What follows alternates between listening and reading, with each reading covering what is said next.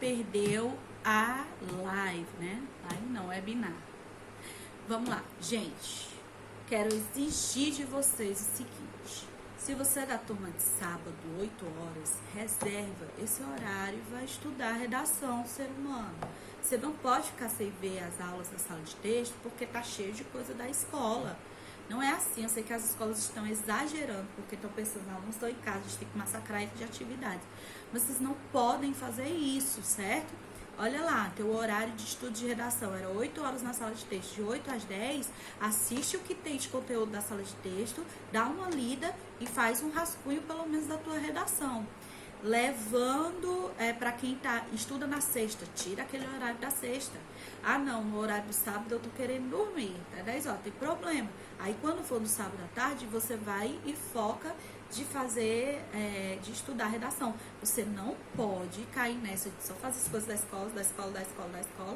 Você não tá gastando tempo se locomovendo, não tá fazendo outras atividades que você tinha que fazer, porque não tá saindo de casa. Então, aquele horário que é da redação, viu? Vou começar a cobrar todo mundo uma mensagem perturbando todo mundo.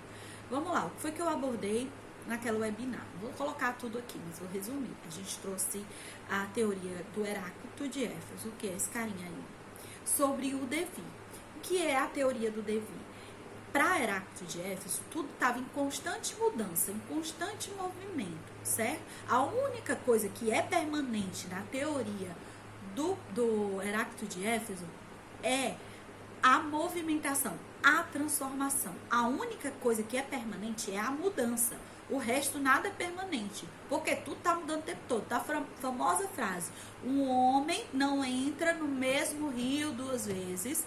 Ela existe porque para Heráclito de Éfeso, na segunda vez, nem o homem e nem o rio são mais os mesmos. Então não tem como o mesmo homem entrar no mesmo rio duas vezes. E na segunda, ambos já foram alterados. Você não é mais o mesmo quando você deu play na primeira aula ou nessa aula.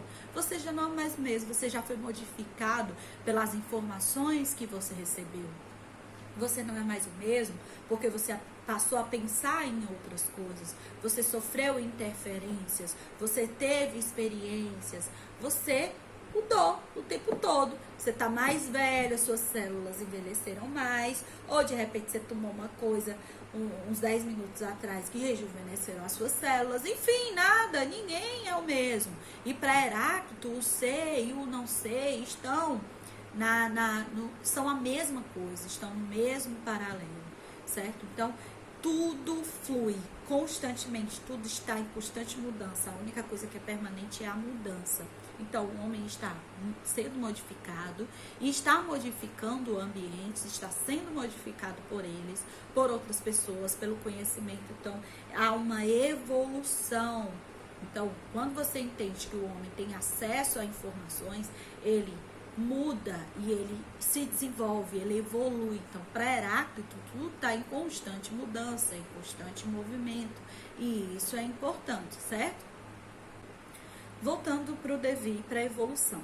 Para Heráclito, os contrários, né, os opostos, eles são extremamente importantes para garantir um equilíbrio. Para ter evolução é necessário estar no equilíbrio dessa guerra de contrários. Então, frio e quente são necessários. Apesar de serem contrários, essa guerra dos contrários vai provocar que se chegue a um equilíbrio e assim atinja a evolução. O exemplo que eu dei na webinar, uma pessoa é tímida. Se ela é tímida, ela não vai ser eloquente, desinibida. Seria justamente o contrário. Então, ela tem um trabalho de escola para apresentar, ela não vai se sentir confortável para fazer isso, certo? Porque precisaria de toda uma desenvoltura para ela apresentar esse trabalho. E ela está justamente no contrário, no extremo contrário, que é a timidez, certo? Então, para Heráclito, aquela pessoa precisa de um equilíbrio para evoluir. Então, a pessoa ela não vai deixar de ser tímida, ela vai continuar tendo a sua timidez, mas ela vai tentar superar aquela timidez, garantindo um pouco do contrário, que é a desenvoltura. Então, ela continua tímida, mas ela tem um pouco de desenvoltura que chega num equilíbrio. E aí ela consegue superar e apresentar aquele trabalho. Quando ela consegue apresentar aquele trabalho, quer dizer que justamente na guerra dos contrários, entre a desenvoltura e a timidez, ela conseguiu chegar a um equilíbrio e aí evoluir, entendeu? Se você for procurar, e você vai procurar sobre Heráclito de Éfeso, você vai ver que ele falava muito sobre o fogo, porque ele falava sobre a natureza e essa guerra dos contrários na natureza, que toda essa movimentação é importante para garantir o equilíbrio, que o mundo só vai funcionar de modo equilibrado justamente pela diversidade e o conflito desses contrários permanecerem na natureza, certo? Então, tenta encaixar aí o Heráclito de Éfeso no tema que eu passei da incivilidade, tá bom? Vamos lá. E o que é incivilidade? Incivilidade é falta de civilidade. Civilidade, gente, não significa seguir a uma etiqueta. Sei lá, no jantar você vai saber usar todos os talheres, todos aqueles aparatos. Não é isso. Civilidade é seguir o código de ética, a Constituição, o que é necessário para manter o bem dentro de uma sociedade, a harmonia dentro de uma sociedade, certo? Aí você olha, o brasileiro é um ser civilizado? Será? O brasileiro obedece às regras de velocidade, obedece às leis de trânsito, quando ele chega num lugar e só tem uma vaga para cadeirante, ele não é cadeirante, será que ele estaciona ou não estaciona? Dentro do ambiente escolar, as questões de bullying, agressão contra professor e professor contra aluno, incivilidade, certo? Então, assim, a gente vê um ser humano extremamente sem civilidade no Brasil. Se você for para o mundo das redes sociais, então, isso fica mais claro. Ninguém respeita a opinião de ninguém. Todo mundo impõe a sua, não pode aceitar que alguém pense divergente. E tudo isso vem com formas de agressão. Se a pessoa pudesse, estrangulava a outra pela internet, né? Então, esse processo de incivilidade é uma realidade no nosso país. Nesse momento, a gente está vendo toda essa divisão a respeito de fica em casa, não fica em casa, todo mundo divergente, porque e um impondo a opinião sobre o outro, não se pode respeitar que existe uma opinião diferente, que há um propósito, um embasamento para aquela opinião. Não se pode, todo mundo quer impor a sua opinião, é tudo polarizado, dividido, e ninguém age com civilidade, né? Nos textos de apoio a gente colocou uma matéria de um aluno que agrediu o professor por causa de uma janela de sala de aula. Você vai acompanhar aí no link que eu vou deixar da matéria. Se deixava aberta ou fechada. Isso poderia ser resolvido de maneira civilizada, com um diálogo. O professor, ele é a autoridade de sala de aula, ele manda na sala de aula. O aluno poderia chegar de uma forma civilizada, conversando com o professor, para colocar por que ele queria a janela aberta ou fechada, e pedir, por favor, que aquilo poderia ser civilizadamente compreendido pelo professor, que poderia julgar a necessidade do aluno e aí sim deixar a janela aberta ou fechada. Mas não, houve uma imposição. Você vai deixar aberta porque eu quero aberta, você vai deixar fechada porque eu quero fechada, e aí provoca toda uma situação de violência por conta da incivilidade. Por que tem incivilidade no Brasil?